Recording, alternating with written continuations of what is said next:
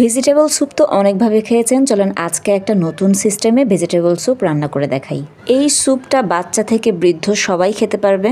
যারা কোনো অসুস্থ অবস্থার কারণে কোনো কিছু গিলে খেতে পারে না, ওই সময়ের জন্য এই স্যুপটা বেস্ট একটা খাবার। হাতের কাছে যেই সবজিগুলো থাকে সেই সবজিগুলো দিয়েই বানিয়ে ফেলা যাবে এই ধরনের ভেজিটেবল স্যুপ। আমি এখানে পটল, কাঁচা পেঁপে, জালি কুমড়ো, শসা আমার হাতের কাছে আজকে যা ছিল তাই দিয়ে এই স্যুপটা রান্না করছি। চাইলে বাচ্চাদের বিকালের খাবার হিসেবে অথবা একদম বৃদ্ধ মানুষের জন্য পুষ্টিকর পথ্য হিসেবে এই স্যুপটা তৈরি করে দিতে পারেন। খুবই সহজ কয়েকটা উপাদান দিয়ে খুবই অল্প সময়ের মধ্যে এই স্যুপটা রেডি হয়ে যায়।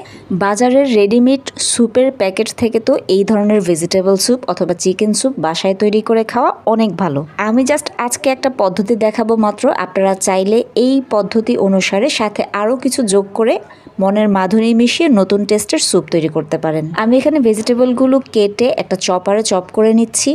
একে একে সবগুলো সবজি আমি এখানে চপ করে নেব।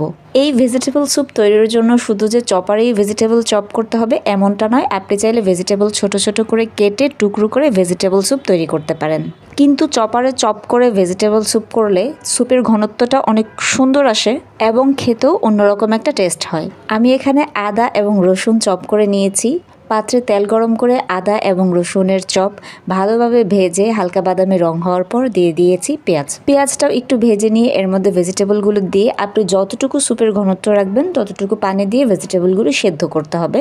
এখানে আমি কর্নফ্লাওয়ার গুলিয়ে দিয়ে দিচ্ছি। স্বাদ মতো লবণ দিতে অবশ্যই ভুলবেন না। চাইলে এই স্যুপের সাথে বিট লবণ গুঁড়ো অথবা গোলমরিচ গুঁড়ো ব্যবহার করতে পারেন, তাহলে টেস্টটা আর একটু ঝালঝাল আসে। সবজি আর কর্নফ্লাওয়ার ভালোভাবে সিদ্ধ হওয়ার পর এখন আমি দিয়ে দিচ্ছি একটা ডিমটা অবশ্যই এখানে একটু পানি দিয়ে ভালোভাবে ফেটিয়ে নেবেন, তাহলে ডিমটা আর দলা পেকে যাবে না, পুরো স্যুপের সাথে ভালোভাবে মিশে যাবে। স্যুপের কালারটা এরকম সাদাটেই থাকবে। তবে এত অল্প উপকরণ দিয়ে তৈরি হওয়ার পরেও এই স্যুপের টেস্ট হয়েছে অসাধারণ। আমি একটা বাটিতে নিয়ে একটুখানি স্যুপ টেস্ট করে আপনাদেরকে দেখাচ্ছি এবং সাথে ঘনত্বটা কিরকম রেখেছি সেটাও বারবার দেখানোর চেষ্টা করছি। আমি একটু ঘনত্ব বেশি রেখেছি। আপনারা যদি এই স্যুপের ঘনত্ব কম রাখতে চান তাহলে অবশ্যই আর একটু পানি বাড়িয়ে দিবেন।